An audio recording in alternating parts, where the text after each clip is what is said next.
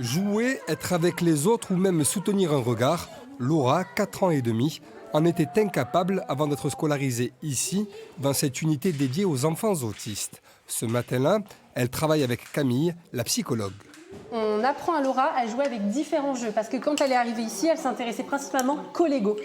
Comme ses 5 camarades, Laura est entourée de plusieurs intervenants, enseignants, éducatrices spécialisées ou infirmières.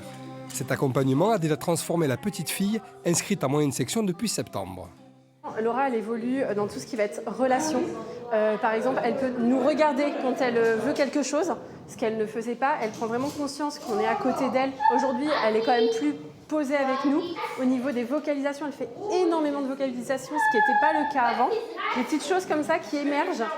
L'autisme de Laura a été diagnostiqué à l'âge de 2 ans et demi.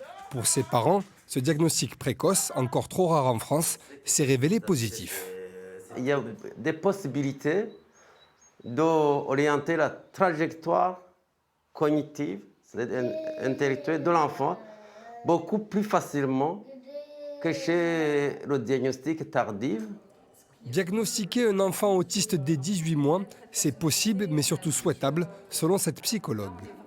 Plus on va diagnostiquer tôt, plus on pourra mettre en place une stratégie d'accompagnement, des prises en charge, des interventions qui vont permettre de pouvoir rapprocher le plus l'enfant de la trajectoire de développement normale, typique.